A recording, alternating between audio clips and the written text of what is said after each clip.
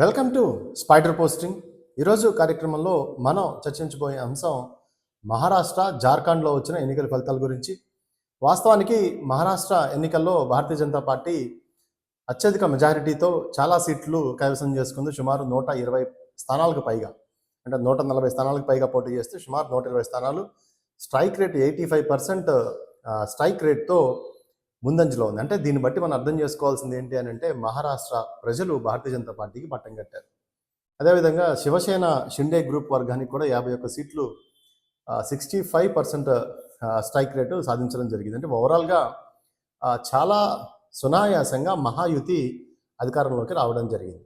అదేవిధంగా కాంగ్రెస్ పార్టీ కానీ, లేకపోతే దాని అలైస్గా ఉన్నటువంటి ఉద్ధవ్ థాకరే కానీ, లేకపోతే శరద్ పవార్ సంబంధించినటువంటి ఈ ఫ్యాక్షన్కి కానీ ఎక్కడా కూడా సరైన స్థాయిలో ఆధిక్యం కనపరచలేకపోయారు. సో ఓవరాల్గా పరిశీలిస్తే చాలా ఈజీగా మ్యాజిక్ ఫిగర్ని దాటి మహాయుతి ఏక్నాథ్ షిండే గ్రూప్ ఏదైతే ఉందో అధికారంలోకి చాలా సునాయాసంగా రావడం జరిగింది. అయితే ఇక్కడ మనం పరిశీలిస్తే ఇంకా లేటెస్ట్ ట్రెండ్స్ జరుగుతున్నాయి, ఇంకా ఫైనల్ రిజల్ట్స్ రావాల్సి ఉంది.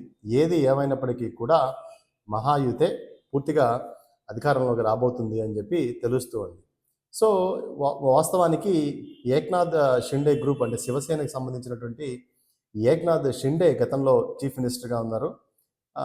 ఇప్పుడు మరి భారతీయ జనతా పార్టీకి పూర్తి స్థాయి అధికారం వచ్చింది. కాబట్టి ఫడ్నవీస్ ఎవరైతే ఉన్నారో మరి ఆయన వాస్తవానికి కాబోయే ముఖ్యమంత్రి కావాలి. ఎందుకంటే సింగిల్ లార్జెస్ట్ పార్టీగా ఇప్పుడు బీజేపీ అవతరించింది ఈ ఎన్డీఏ గ్రూప్లో. మరి భవిష్యత్తులో ఏం జరుగుతుందో, మళ్ళీ ఏక్నాథ్ షిండేనే సీఎంగా ఉంటారా, లేకపోతే ఫడ్నవీస్, బీజేపీకి సంబంధించిన ఫడ్నవీస్ సీఎంగా అవుతారా అనేది మనం వేచి చూడాల్సిన అవసరం. అంటే ఓవరాల్గా మనం చూస్తే మరాఠా ప్రజలు మొత్తానికి బీజేపీ అలైస్కి అధికారాన్ని కట్టబెట్టారు. అదేవిధంగా కాంగ్రెస్కి కానీ కాంగ్రెస్ అలైస్ని తిప్పికొట్టారు. సో దీన్ని బట్టి ఓవరాల్గా భారతదేశ పరిస్థితులు చూస్తే కాంగ్రెస్ ఎక్కడున్నా కానీ వెనుకబాటులో పడుతూ ఉంది. సో ఎందుకంటే కాంగ్రెస్ పార్టీని ప్రజలు ఎప్పుడు కూడా చాలా ఎలక్షన్స్లో, ఇప్పటికే హర్యానాలో కూడా కాంగ్రెస్ని తిరస్కరించడం జరిగింది. దీన్ని బట్టి మనం అర్థం చేసుకోవాల్సింది ఏంటి అని అంటే, కాంగ్రెస్ పార్టీ విధానాలలో ఎక్కడో లోపం జరుగుతోంది.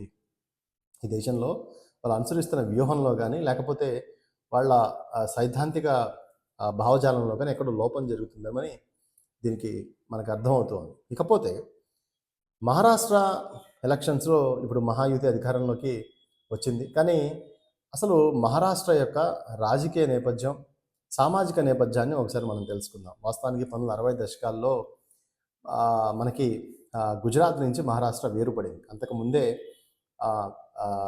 మహారాష్ట్ర అంటే మరాఠీ మాట్లాడే ప్రజలందరికీ ఒక సపరేట్ రాష్ట్రం ఉండాలి అని చెప్పి అక్కడ పెద్ద ఎత్తున ఉద్యమం జరిగింది. సో ఈ విశాల్ మహారాష్ట్ర మూమెంట్, అంటే విశాల ఉద్యమాన్ని అక్కడ అప్పటి సిపిఐ నాయకులు డాంగే కానీ వీళ్ళందరూ కూడా సంయుక్త మహారాష్ట్ర మూమెంట్ని వాళ్ళు స్టార్ట్ చేయడం జరిగింది. సో మరాఠా స్పీకింగ్ పీపుల్, అంటే ఎవరైతే మరాఠా భాష మాట్లాడే వారి యొక్క ఉనికి, అస్తిత్వం మాకు అక్కడ ఉండాలి మహారాష్ట్రలో అని చెప్పి అక్కడ పోరాటం జరిగింది. అంతకు ముందు సుమారు 105 కాల్పుల్లో చనిపోవడం జరిగింది ఆ యాజిటేషన్లో. 1959 యాజిటేషన్లో సుమారు 105 మందిని కాల్చి చంపారు. తర్వాత 1960లో ఈ ఫార్మేషన్ జరిగింది. అంటే గుజరాత్ మాట్లాడే వారికి గుజరాత్ రాష్ట్రంగా, మరాఠా మాట్లాడే వారికి మహారాష్ట్ర ఒక రాష్ట్రంగా 1960 మే 1న 2 రాష్ట్రాలను విడగొట్టడం జరిగింది. సో అంటే వారి అస్తిత్వం, ఉనికి, పోరాటాన్ని 1959 నుంచి ఉంది.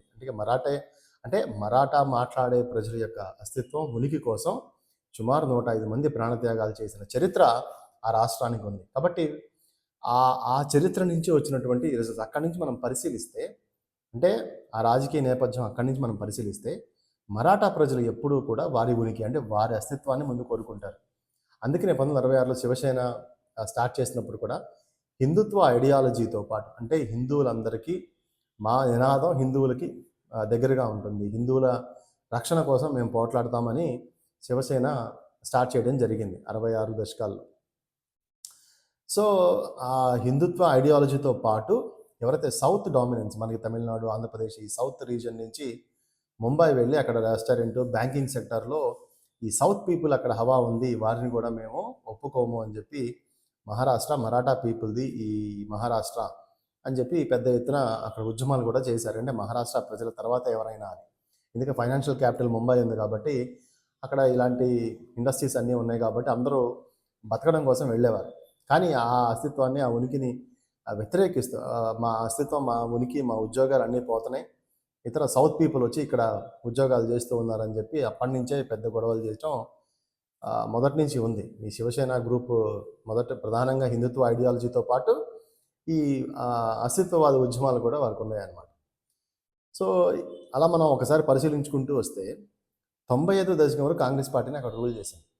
95 తర్వాతే నాన్ కాంగ్రెస్ గవర్నమెంట్ అక్కడ ఏర్పాటు చేయడం జరిగింది, శివసేన బీజేపీ అలయన్స్. ఇలా మొట్టమొదటిగా ఎక్కువ కాలం మహారాష్ట్రాన్ని పరిపాలించింది ఎవరయ్యా అంటే కాంగ్రెస్ పార్టీనే. ఆ తర్వాత శివసేన బీజేపీ అలయన్స్ ఇలా కొనసాగుతూ ఉండి 2019లో ఏం చేశారంటే ఈ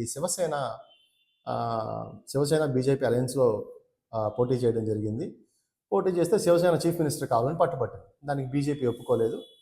ఒప్పుకోపోయేసరికి వాళ్ళు ఏం చేశారంటే శివసేన, కాంగ్రెస్, శరద్ పవార్ ఎన్సీపీతో కలిపి, అంటే కాంగ్రెస్ ఎన్సీపీతో కలిసి జతకట్టి గవర్నమెంట్ ఫామ్ చేశారు. కానీ వాస్తవానికి శివసేన దేనికి నిలబడింది? హిందుత్వ ఉద్యమాలకు నిలబడింది, యాంటీ కాంగ్రెస్కి నిలబడింది. కానీ అధికారం కోసం ఏం చేశారంటే ఉద్ధవ్ థాకరే టీం ఏం చేసిందంటే కాంగ్రెస్తో ప్లస్ ఎన్సీపీతో, శరద్ పవార్తో కలిసి సిద్ధాంత రాహిత్యంగా ముందుకెళ్ళింది. దీన్ని మరాఠా ప్రజలు ఒప్పుకోలేదు. ఒప్పుకోకపోవడం వాళ్ళ మనసులో ఎక్కడో ఉంది, ఇది అసలు శివసేన ఎందుకు పుట్టింది, కాంగ్రెస్తో ఎందుకు కలిసింది అని. ఎందుకంటే కాంగ్రెస్ ప్రధానంగా కొంత మనందరికీ తెలుసు వాళ్ళ ఐడియాలజీ ప్రకారం సెక్యులర్ మోడ్ అంటూ కొంత మైనారిటీ ఈ లైన్లో ఉంటారు. బీజేపీ వచ్చేప్పటికి ప్రో హిందూ లైన్లో ఉంటారు. సో ఇప్పుడు వాళ్ళు ఏంటంటే అక్కడ ప్రజలు ఈ శివసేన, ఈ ఎన్సీపీ గ్రూప్తో కాంగ్రెస్ జతకట్టడం అనేది కొద్దిగా నచ్చలేదు. సో దీన్ని ఛాలెంజ్ చేస్తూ షిండే గ్రూప్ ఏం చేస్తుందంటే శివసేనలో చీలిక తెచ్చి మీరు అసలు శివసేన మూలం హిందుత్వ, కానీ మీరు దాన్ని వదిలి కాంగ్రెస్తో జతకట్టారు కాబట్టి మేము బయటకు వస్తున్నామని చెప్పి షిండే గ్రూప్ బయటకు వచ్చి బీజేపీ సపోర్ట్తో ఆయన అక్కడ అధికారంలోకి రావడం జరిగింది. దాని తర్వాత ఇప్పుడు ఎలక్షన్స్కి వెళ్ళారు. అంటే ఇంతకుముందు లోక్సభ ఎలక్షన్స్లో మంచి పర్ఫార్మెన్సే ఉద్ధవ్ థాకరే ఫ్యాక్షన్ ఇచ్చారు. అంటే శివసేన రెండుగా చీలిపోయింది కదా, ఉద్ధవ్ థాకరే షిండే గ్రూప్స్గా రెండుగా చీలిపోయింది కదా. సో చీలిపోయినప్పుడు ఈ ఉద్ధవ్ థాకరే టీం మంచి లోక్సభ ఎలక్షన్స్లో వాస్తవానికి మంచి పర్ఫార్మెన్స్ ఇచ్చిన కేవలం 5 నెలల కాలంలో ఈ మొత్తం రివర్స్ అయ్యి మళ్ళీ షిండే గ్రూప్కే ఇప్పుడు ప్రజలందరూ కూడా పట్టం కట్టడం జరిగింది. అంటే దీన్ని బట్టి మనం అర్థం చేసుకోవాల్సింది ఏంటి అంటే ప్రజలు పార్టీ యొక్క సైద్ధాంతిక లక్ష్యాన్ని చూస్తారు. అంటే ఆ పార్టీ అసలు ఎందుకోసం పుట్టింది, ఆ పార్టీ లైన్ ఎలా ఉంది, ఏమైనా డీవియేట్ అవుతుందా, ఇవన్నీ కూడా ప్రజలు గమనిస్తూ ఉంటారు అని చెప్పి మహారాష్ట్ర ఎలక్షన్స్లో మనకి తెలిసింది. ఇకపోతే చాలామంది అంటే విమర్శకులు ఏమంటున్నారు అంటే అక్కడ క్యాష్, కాస్ట్, కమ్యూనలిజం ఈ మూడు కూడా ముందుకు వచ్చినాయి. క్యాష్ అంటే అక్కడ లడ్కీ బెహన్ అని ప్రోగ్రామ్ ఒకటి పెట్టారు. పేద మహిళలకి క్యాష్ రూపంలో డబ్బులు ఇస్తామని చెప్పి అక్కడ లూర్ చేశారు, అంటే వాళ్ళని ఆకర్షించారు. కాబట్టి ఏక్నాథ్ షిండే గ్రూప్ అందుకనే మహిళలు చాలా పెద్ద ఎత్తున ఓట్లు వేయటం జరిగింది. సో క్యాష్ బాగా అక్కడ పనిచేసింది. అదేవిధంగా కాస్ట్, మనకి మహారాష్ట్ర చూసుకుంటే కాస్ట్ కుల రాజకీయాలను చూస్తే ఓబీసీ గ్రూప్ ఎప్పటి నుంచో కూడా అక్కడ పవర్లో ఉంది. ఎందుకంటే కుమ్ని కానీ, యాదవ్ కానీ, పవార్ గ్రూప్స్ కానీ, అగ్రేరియన్ కమ్యూనిటీ అంటే వ్యవసాయ కమ్యూనిటీస్ ఓబీసీస్గా ఉన్నాయి. సో వారందరూ కూడా అక్కడ గతం నుంచి కూడా పట్టు సంపాదించి ఉన్నారు. సో వాళ్ళే అక్కడ మహారాష్ట్రలో అధికారంలోకి వస్తూ ఉంటారు. Sharad Pawar main leader. శరద్ పవార్ని పార్టీ కూడా చీలి అజిత్ పవార్ బయటకు వచ్చాడు.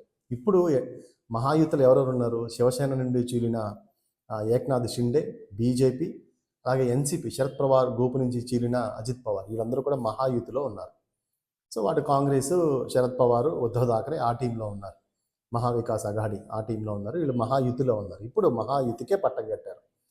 అంతకుముందు ఒక 5 నెలల క్రితం జరిగిన ఎంపీ ఎలక్షన్స్లోనేమో అటు కాంగ్రెస్కి కొంత మొగ్గు చూపినట్టు కనిపించినా మళ్ళీ తిప్పుకొని ఎంత స్టన్నింగ్ విక్టరీతో మహారాష్ట్రలోకి అధికారం రావడం జరిగింది. సో ఇప్పుడు ఇప్పుడు విమర్శకులు ఏమంటున్నారు, అక్కడ క్యాష్ ఇచ్చారు, అలా కాస్ట్ పోలరైజేషన్ బీజేపీ బాగా చేసింది, ఓబీసీ గ్రూపుల్ని బాగా ముందుకు తీసుకొచ్చింది, ఓబీసీ గ్రూపుల్లో మతత్వాన్ని నింపింది. అదేవిధంగా కమ్యూనల్ పోలరైజేషన్, ఈ మత ఆధారిత పోలరైజేషన్ చేశారు.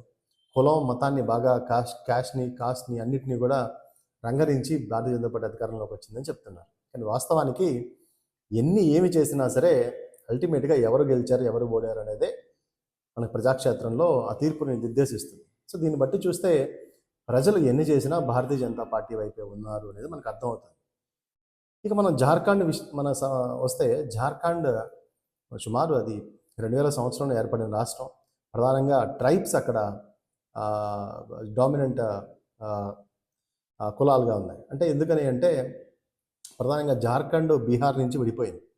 సో జార్ఖండ్ బీహార్ నుంచి విడిపోవడానికి ప్రధానమైన కారణం అంటే ట్రైబల్కి అక్కడ ఉనికి అస్తిత్వం కోల్పోతున్నారని చెప్పి పెద్ద ఎత్తున గొడవ చేసి అక్కడ జేఎంఎం ఎవరైతే ఇప్పుడు హేమంత్ సిరోన్ ఎవరైతే ఉన్నారో ఆయన శిబు సిరోన్ వాళ్ళ ఫాదర్ వాళ్ళందరూ కూడా పెద్ద ఎత్తున ఫైట్ చేయడం, ఆ తదనంతరం వాళ్ళకి ఒక రాష్ట్రం ఏర్పడటం, ఆ రాష్ట్ర పరిస్థితి నుంచి గిరిజనులే అక్కడ ప్రధానంగా గిరిజన తెగలు ఉన్నటువంటి సుప్రీం డామినేషన్ ఉంటే తెగలు అక్కడ ఆ రాష్ట్రంలో అధికారంలోకి రావడం జరుగుతుంది. ఇప్పుడు కూడా జేఎంఎం ఏదైతుందో జార్ఖండ్ ముక్తి మోర్చా అనే అధికారంలోకి వచ్చింది. అక్కడ కూడా జేఎంఎం కాంగ్రెస్ అందరూ పోటీ చేసిన లీడింగ్ మాత్రం జేఎంఎంఏ వచ్చింది. సో కాంగ్రెస్ మళ్ళీ అక్కడ చతికిలబడింది. సో ఓవరాల్గా మనం చూస్తే మహారాష్ట్రలో కానీ జార్ఖండ్లో కానీ కాంగ్రెస్ వెనకే ఉంది తప్ప ఎక్కడ బెటర్ పర్ఫార్మెన్స్ అనేది ఇవ్వలేని పరిస్థితి. దీనికి చాలా ఇప్పుడు మహారాష్ట్రని చూసుకుంటే బీజేపీ చాలా ప్రెస్టీజియస్గా తీసుకుంది. ఇప్పుడు మొత్తం దేశం అంతా కూడా మోడీ హవా తగ్గుతుంది కాబట్టి ఇక్కడ కాంగ్రెస్ వచ్చేస్తుందని ఊపి తీసుకొచ్చారు. హర్యానాలో కూడా అదే తీసుకొచ్చారు. మరి అవ్వలేదు. అవ్వపోయేసరికి ఇక్కడ క్యాస్ట్ పనిచేసింది. అదేవిధంగా ఈ కమ్యూనల్ పోలరైజేషన్ తీసుకొచ్చారు. ఇవన్నీ చాలా చర్చిస్తున్నారు. కానీ వాస్తవానికి బీజేపీ హర్యానాలో చేసింది, ఇక్కడ చేసింది కూడా ఏంటంటే ఓబీసీ గ్రూపుల్లో మంచి పట్టు సాధించారు. ప్రధానంగా భారతీయ జనతా పార్టీకి నరేంద్ర మోడీ నాయకత్వంలో ఉన్న ఓబీసీ కమ్యూనిటీ గ్రూప్స్ మొత్తాన్ని కూడా వాళ్ళు హోల్డ్ చేయడంలో చాలా పట్టు సాధించారు. అదే అక్కడ రిఫ్లెక్షన్ అవుతుంది. అంటే ఓబీసీలందరూ కూడా భారతీయ జనతా పార్టీ వైపు, నరేంద్ర మోడీ దీని వైపు అక్కడ సాగుతున్నట్టు ప్రతి రాష్ట్రంలో కనిపిస్తుంది. ఎందుకంటే మహారాష్ట్రలో కాంగ్రెస్ బీజేపీ పోటాపోటీగా ఉన్న వాటిల్లో కూడా మనం చూస్తే డైరెక్ట్గా బీజేపీ వాళ్ళు ఎక్కువగా ఆధిక్యతలో ఉన్నారు. అంటే కాంగ్రెసా బీజేపీ అని వస్తే బీజేపీకే మొగ్గు చూపుతున్నారు. ఇకపోతే మన రాష్ట్రం నుంచి పవన్ కళ్యాణ్ ఎక్కడైతే ప్రచారం చేశారో మనకి మహారాష్ట్రలో మనకి పూణే కానీ షోలాపూర్ ఏరియాల్లో ఆయన ప్రచారం చేసిన స్థానాలన్నింటిలో కూడా ఆధిక్యత కనిపించింది. సో ఓవరాల్గా బీజేపీ మహారాష్ట్రలో పాగా వేయడంతో పాటు సౌత్ నుంచి ఒక లీడర్ని, అంటే పవన్ కళ్యాణ్ అనే ఒక లీడర్ని తీసుకెళ్ళి సౌత్కి సంబంధించిన వ్యక్తిని అక్కడ ప్రచారం చేయించారు. వాస్తవానికి మరాఠీ ప్రజలు సౌత్ డామినెన్స్ని ఒప్పుకోరు. కానీ ఇక్కడ మిరాకిల్గా సౌత్ నుంచి వెళ్ళిన ఒక పవన్ కళ్యాణ్ అక్కడ ప్రజలు యాక్సెప్ట్ చేయడమే కాకుండా ఆయన ప్రచారం చేసిన నియోజకవర్గాల్లో కూడా అక్కడ భారతీయ జనతా పార్టీ ఎన్డీఏ కూటమి అభ్యర్థులు చాలా ఆధిక్యత ప్రదర్శించారు. ఇదంతా కూడా మారుతున్న మహారాష్ట్ర రాజకీయ సమీకరణలని మనకు అర్థమవుతున్నాయి. అంటే ఓవరాల్గా దేశం అంతా కూడా మెజారిటీ ప్రజల హక్కుల కోసం, మెజారిటీ హిందువుల మనోభావాలకి అనుగుణంగా నడవాల్సిన పరిస్థితి ఈ రోజున ఏర్పడుతూ ఉంది. ఎందుకు అని అంటే ఒకప్పుడు హిందువుని టార్గెట్ చేసి మాట్లాడటమో, లేదా హిందువుని తక్కువ చేసి మాట్లాడటమో ఇవన్నీ చేస్తూ ఉండేవాడు రకరకాల కులం పేరుతో ఇవన్నీ కూడా. కానీ ఇప్పుడు ఈ అవేర్నెస్, సోషల్ మీడియా అవేర్నెస్ ఏదైనా కానీ ఇక్కడ ప్రజలందరూ ఒకటి మెజారిటీ ప్రజల్ని పోలరైజేషన్ తీసుకురావడం జరుగుతుంది. సో ఇది ఓవరాల్గా మహారాష్ట్ర జార్ఖండ్లో ఎలక్షన్ రిజల్ట్. మహారాష్ట్రలో మాత్రం భారతీయ జనతా పార్టీ అలయన్స్ మాత్రం చాలా పట్టు సాధించారు. జార్ఖండ్లో జేఎంఎం అక్కడ అధికారంలోకి రావడం జరిగింది. సో ఇది మరొక మంచి టాపిక్తో మళ్ళీ మనం కలుసుకుందాం. అంతవరకు సెలవు, నమస్కారం.